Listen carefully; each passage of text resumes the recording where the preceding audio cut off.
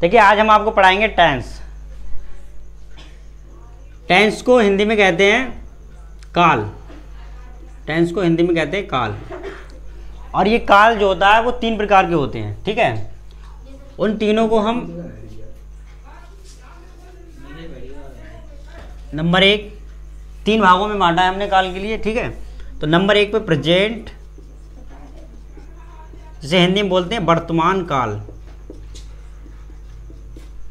और नंबर 2 पे है पास्ट, जिसे बोलते हैं हम भूतकाल। और नंबर 3 पर है फ्यूचर, जिसे हम बोलते हैं भविष्यकाल।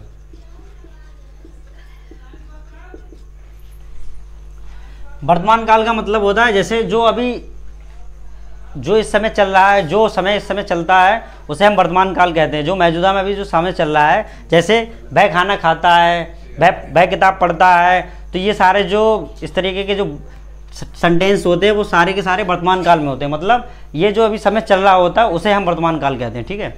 और दूसरा होता है भूतकाल, जो मतलब बीत चुका है। जैसे कल मैंने खाना खाया, कल मैं स्कूल गया, तो ये सारी चीज़ें क्या हैं, ये पास्ट में आ जाती हैं। और फ्यूचर का मतलब होता है भविष्यकाल। भविष्यकाल का मतलब जो आने वाला कल, जब हम कोई काम भविष्य में करते हैं, जैसे हम कल खाना खाएंगे या कल स्कूल जाएंगे, तो ये सारे सेंटेंस जो होते हैं वो फ्यूचर में जाते हैं, ठीक है। तो टेंस जो होते हैं वो 3 प्रकार के होते हैं, ठीक है। और इनके भी इन 3 प्रकारों के भी एक प्रकार, 4 प्रकार होते हैं, ठीक है। तो जैसे प्रेजेंट का होता है प्रेजेंट इंडेफिनिट,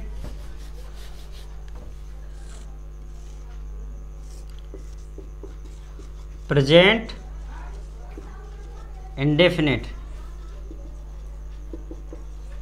प्रेजेंट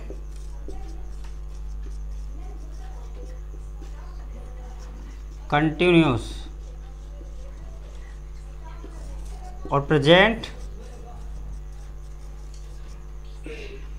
परफेक्ट। और चौथा होता है प्रेजेंट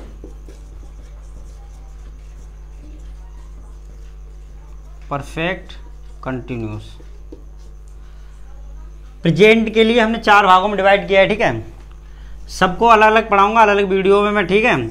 और ये पास्ट जो है इनको भी 4 भागों में बांटा गया है, ठीक है। जैसे प्रेजेंट इंडेफिनिट है, वैसे इनका भी 4 भागों में इन्हें बांटा गया है। पास्ट इंडेफिनिट,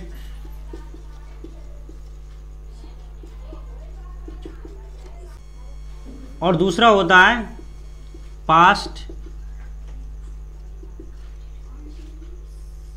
कंटिन्यूस, और तीसरा पास्ट परफेक्ट, और चौथा होता है पास्ट परफेक्ट कंटिन्यूस। इसी प्रकार जिस तरीके से प्रेजेंट इंडेफिनिट, प्रेजेंट टेंस के जो भी 4 प्रकार होते हैं, जैसे present indefinite, present continuous, present perfect और प्रेजेंट परफेक्ट कंटिन्यूस, सेम वैसे ही पास्ट के भी होते हैं, पास्ट इंडेफिनिट, पास्ट कंटिन्यूस और पास्ट परफेक्ट और पास्ट परफेक्ट कंटिन्यूस। और सेम ऐसे ही इनके फ्यूचर के भी 4 प्रकार होते हैं, ठीक है। नंबर 1 पे फ्यूचर इंडेफिनिट, नंबर 2 पे फ्यूचर कॉन्टिन्यूस, और नंबर 3 पे फ्यूचर परफेक्ट, और नंबर 4 पर फ्यूचर परफेक्ट कंटिन्यूस, ठीक है। हम अभी सिर्फ प्रेजेंट इंडेफिनिट पढ़ेंगे, ठीक है। इस प्रेजेंट इंडेफिनिट के लिए हम डिफाइन करेंगे इनकी पहचान क्या होती है और इनके रूल क्या होते हैं, एग्जाम्पल्स द्वारा इन्हें समझेंगे, ठीक है। और नेक्स्ट वीडियो में हम प्रेजेंट कंटिन्यूस पढ़ेंगे, और उससे नेक्स्ट में प्रेजेंट परफेक्ट, और सभी शानदार तरीके से मैं बताऊंगा आपको। और इनके जो ट्रिक्स हैं अच्छे से सेंटेंस बनाने की वो भी बताऊंगा, ठीक है। तो अभी हम पढ़ते हैं प्रेजेंट इंडेफिनिट, ठीक। पॉज।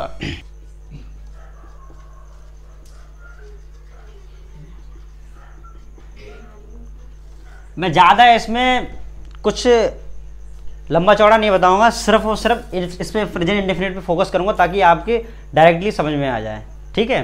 बिल्कुल शॉर्ट तरीके से एकदम आपके समझ में आएगा। पहचान जो होती है, पहचान, सबसे पहले पहचान, क्योंकि पहचान सबसे इंपॉर्टेंट होती है। अगर हमें जब यही नहीं पता चलेगा कि ये सेंटेंस कौन से काल का, तो हम कैसे उसे बनाएंगे। तो सबसे पहले हम इनकी पहचान देखते हैं कि ये कौन से सेंटेंस है, ठीक है। तो पहचान के लिए हमें सबसे पहले देखना पड़ता है जिन वाक्यों के अंत में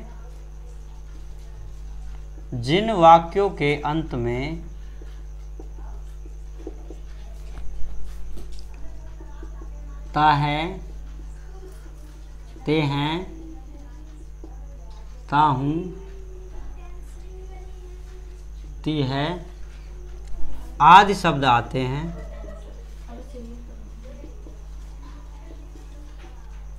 वह वाक्य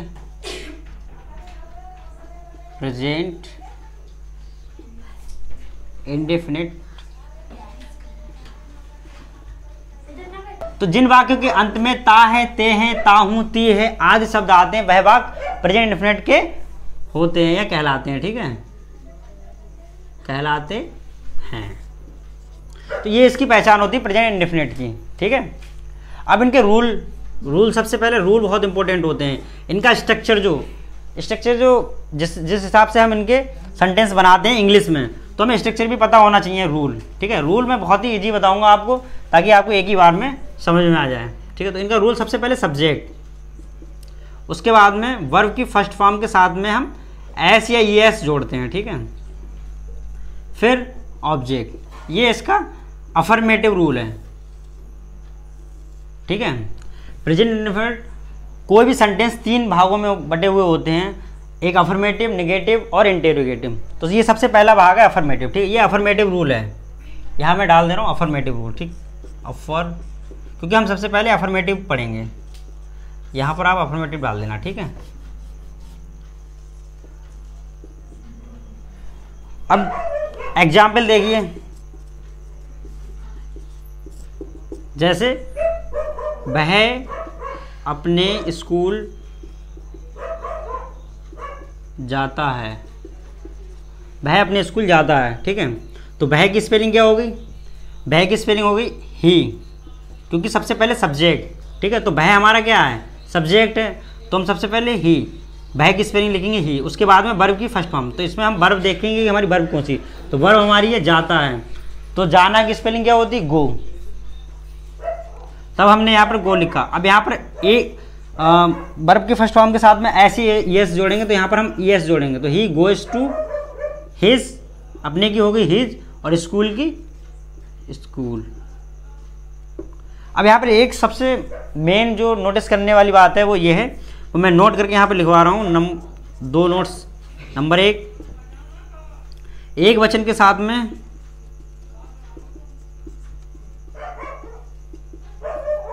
एस या ई एस जोड़ते हैं, और नंबर 2, बहुवचन के यहाँ पर जो एक वचन कर्ता है। ठीक है, एक वचन कर्ता के साथ में एस ई एस जोड़ते हैं, और यहाँ पर बहुवचन, अगर बहुवचन दिया हो उसका भी मैं एग्जाम्पल अभी बताऊंगा। बहुवचन कर्ता के साथ में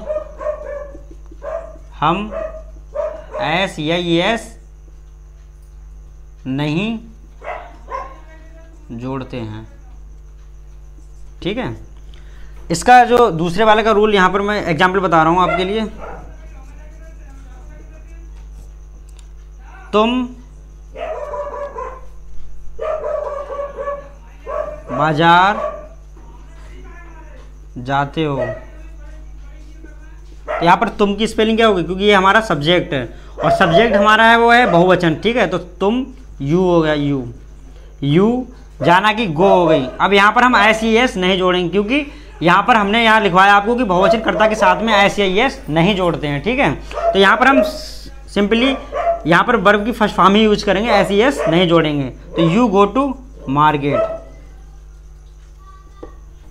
ठीक है, तो देखिए प्रेजेंट इंडेफिनिट की पहचान मैंने बता दी आपको कि जिन वाक्यों के अंत में ता है, ते हैं, ता हूँ, ती है आदि शब्द आते हैं वह वाक्य प्रेजेंट इंडेफिनिट कहलाते हैं। ठीक है, इनका रूल भी जो रूल स्ट्रक्चर है वो इस तरीके से कि सब्जेक्ट वर्ब की फर्स्ट फॉर्म प्लस एस या ई एस प्लस ऑब्जेक्ट। ठीक है, यहाँ पर जो सब्जेक्ट है, जैसे वह अपने स्कूल जाता है, तो यहाँ से हमने ता है से हमने पता करा कि ये हमारा प्रेजेंट इंडेफिनिट का सेंटेंस है, तो उसके हिसाब से हमें रूल भी लगाना होता है कि प्रेजेंट इंडेफिनिट का रूल क्या होता है। तो प्रेजेंट इंडेफिनिट का रूल होता है ये, तो एक वचन के साथ में देखो ही, वह क्या है?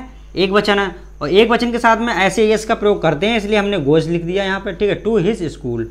यहाँ पर मैंने नोट करके ये भी बताया आपको कि एक वचन के साथ में ऐसे यस जोड़ते हैं, तथा बहुवचन के कर्ता के साथ में, जैसे ये कर्ता एक वचन कर्ता होगा तब हम एस ई एस जोड़ेंगे, और अगर बहुवचन कर्ता होगा तो हम एस ई एस नहीं जोड़ेंगे। ठीक है, तो बहुवचनकर्ता के साथ में हम एस नहीं जोड़ते हैं।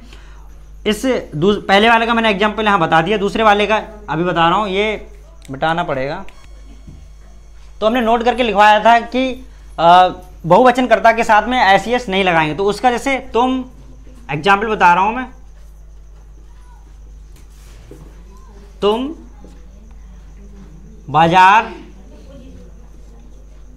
जाते हो, तो मैंने आपको नोट करके लिखवाया था कि बहुवचनकर्ता के साथ में एस नहीं जोड़ते हैं। तो यहाँ पर तुम क्या है, ये बहुवचन है, सही है। तो यू जाना कि गो, यू गो, यहाँ पर एस नहीं लगाएंगे क्योंकि ये यहाँ पर हमें पता चला है कि ये बहुवचन करता है, ठीक है, बहुवचन करता है। तो यहाँ पर हम एस नहीं लगाएंगे, ठीक है। तो यहाँ पर यू गो टू मार्केट, इस चीज़ का बहुत ज़्यादा ध्यान रखना होता है क्योंकि एग्जाम में ज़्यादातर इसी तरीके के सब क्वेश्चंस आते हैं। तो वहाँ पर हम गलती कर देते हैं क्योंकि कहीं पे हम बहुवचन के साथ में एस जोड़ देते हैं, कभी कभी हम एक वचन के साथ में एस नहीं लगाते हैं, तो वहाँ पर हमारी गलती हो जाती है और हमें कोई नंबर नहीं मिलता है, ठीक है। फिर हम सोचते हैं कि हम सेंटेंस तो सही बना के आए थे, बट हमारे नंबर एक भी नहीं मिला। तो यहाँ पर ये मैंने आपको बता दिए, ठीक है। तो आप मुझे इन दो सेंटेंस को बना के कमेंट बॉक्स में ज़रूर बताइए कि इनकी अंग्रेजी क्या होगी। जैसे तुम वहाँ जाते हो, नंबर 2 वह अपना काम करता है, ठीक है। अब मैं आपको इसके अफर्मेटिव रूल मैंने बता दिया, अब मैं आपको नेगेटिव रूल बताऊंगा इसके, ठीक है। तो नेगेटिव रूल क्या होते हैं, ये दोनों सेंटेंस आप मुझे कमेंट बॉक्स में जरूर करके भेजेंगे, ठीक है। नेगेटिव के लिए हम नेगेटिव को हम नकारात्मक बोलते हैं। देखिए नकारात्मक का मतलब होता है कि जिन सेंटेंसों में नहीं लगा होता है उन्हें हम नकारात्मक वाक्य बोलते हैं, ठीक है।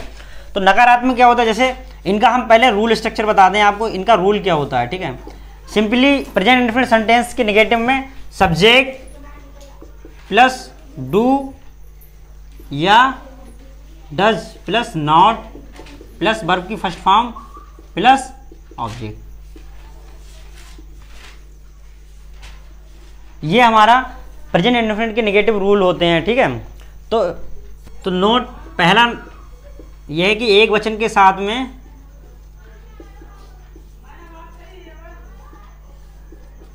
डज नॉट का प्रयोग करते हैं, ठीक है, डज नॉट नेगेटिव सेंटेंस में, ठीक है, डज नॉट का।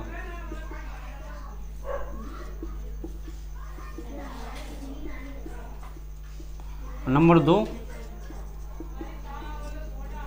बहुवचन के साथ में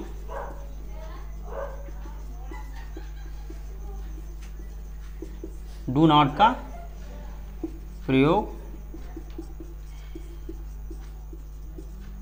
करते हैं, ठीक। अब इसका एग्जाम्पल, वह अपना काम नहीं करता है, वह अपना काम नहीं करता। अब यहाँ से नहीं, देखो करता है, यहाँ से हमें पता चला कि ये सेंटेंस जो है वो प्रेजेंट इंडेफिनिट का सेंटेंस है, ठीक है। अब यहाँ से हमें नहीं लगा तो हमें यहाँ से पता चला कि ये अफर्मेटिव का नहीं नेगेटिव का है, ठीक है। तो यहाँ से हमें पता चला कि ये प्रेजेंट इंडेफिनिट का है और यहाँ से पता चला हमें कि ये नेगेटिव सेंटेंस है। फिर हम इसका रूल स्ट्रक्चर देखते हैं कि इसका रूल स्ट्रक्चर क्या है। तो इसका रूल स्ट्रक्चर ये है कि सब्जेक्ट मतलब सबसे पहले सब्जेक्ट, तो वह की स्पेलिंग क्या होती है ही, और यहाँ पर हम देखते हैं कि एक वचन के साथ, देखो वह क्या है, एक वचन है, तो यहाँ देखो एक वचन के साथ में हम डज नॉट का प्रयोग करते हैं, तो हम यहाँ पर डज नॉट का प्रयोग करेंगे, ही डज नॉट। उसके बाद में करना की मतलब करना, तो करता है क्या, do, he does not do अपना काम, हिज वर्क, वर्ब हो गई है, और यहाँ पर ये ऑब्जेक्ट हिज वर्क, ये हमारा सेंटेंस बना। अब अगर बहुवचन हो, जैसे तुम स्कूल नहीं जाते हो, स्कूल नहीं जाते हो, तभी सेंटेंस बनेगा। तुम एक बहुवचन करता होता है, ठीक है। तो बहुवचन कर्ता के साथ में हमने यहाँ लिखवा दिया, बहुवचन के साथ में डू नॉट का प्रयोग करते हैं। तो यहाँ तुम की स्पेलिंग हो गई यू, डू नॉट, जाना कि गो। अब यहाँ पर एक बात और ध्यान रखना, यहाँ वर्ब के साथ में ऐसी यस का प्रयोग नहीं करते हैं, क्योंकि यहाँ पर हम डू या डज का प्रयोग कर रहे हैं, इसलिए हम वर्ब्स के साथ में डू या ऐसी यस का प्रयोग नहीं करते हैं। ठीक है, तो एक वचन के साथ में डज नॉट का प्रयोग करते हैं और बहुवचन के साथ में डू नॉट का प्रयोग करते हैं। ठीक है, तो तुम स्कूल नहीं जाते हो तो you do not go to school. इस तरीके से हमारे नेगेटिव सेंटेंसेस इस तरीके से बनते हैं। ठीक है, अब हम सीखते हैं इंटेरोगेटिव। ठीक, प्रेजेंट इंडेफिनिट का तीसरा जो भाग है वो है इंटेरोगेटिव का, जिसे हम प्रश्नवाचक वाक्य कहते हैं। ठीक है, देखिए इसमें जो है इसके बेसिकली दो रूल होते हैं। तो पहला रूल हम सबसे पहला रूल जो होता है वो होता है कि यदि वाक्य क्वेश्चन वर्ड का मतलब होता है प्रश्नवाचक शब्द,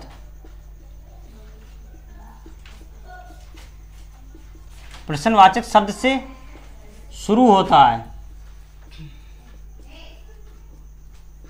देखिए प्रश्नवाचक जो वाक्य शब्द होते हैं वो जैसे कब, कहाँ, कैसे, क्यों, क्या, बेसिकली यहाँ पर क्या का यूज होता है। जब शुरू में अगर प्रश्नवाचक वाक्य बनता है तो वहाँ पे हम क्या का ही प्रयोग ज़्यादातर करते हैं। तो जहाँ पे क्या, अगर क्या से वाक्य शुरू होता है, यदि वाक्य क्या से शुरू होता है, ठीक है, तब उसका रूल ये होता है। देखिए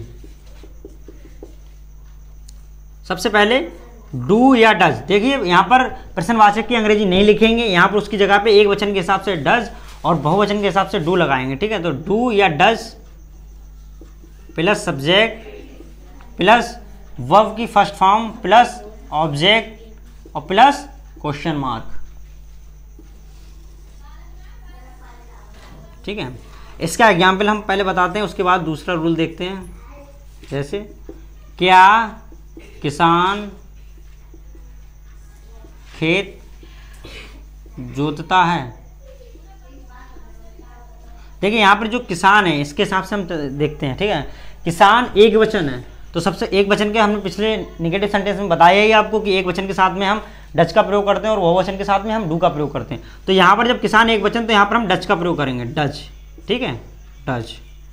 उसके बाद द फार्मर, फिर जोतना की स्पेलिंग होती है, ये हमारी वर्ब्स है, तो यहाँ जोतना की स्पेलिंग होगी plough. Does the farmer plough the field, field means खेत। ठीक है, अब इसका जो दूसरा रूल होता है, रूल सेकंड,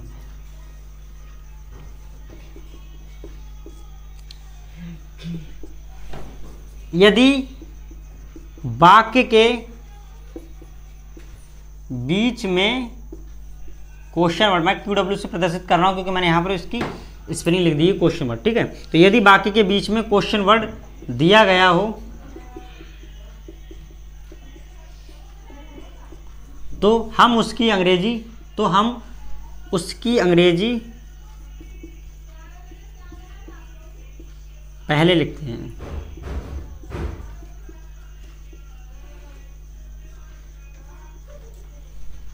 ठीक है, रूल इसका जो है, सबसे पहले क्वेश्चन वर्ड, मतलब अगर क्वेश्चन वर्ड वाक्य के बीच में दिया गया है तो हम सबसे पहले क्वेश्चन वर्ड की स्पेलिंग पहले लिखेंगे। ठीक है, अब मैं बता दूंगा कि क्वेश्चन वर्ड कौन कौन से होते हैं। ठीक है, तो क्वेश्चन वर्ड प्लस डू या फिर डज, एक वचन है तो डज लगेगा और बहुवचन है तो डू लगेगा। ठीक है, तो क्वेश्चन वर्ड प्लस डू या डज प्लस सब्जेक्ट, अगर वाक्य में क्वेश्चन वर्ड के साथ साथ में नहीं भी दिया रखा है तो सब्जेक्ट के बाद हम नॉट लगा देंगे, वरना हम नॉट नहीं लगाएंगे। ठीक है, तो क्वेश्चन वर्ड प्लस डू या does plus subject plus verb की फर्स्ट फॉर्म प्लस ऑब्जेक्ट और प्लस क्वेश्चन मार्क।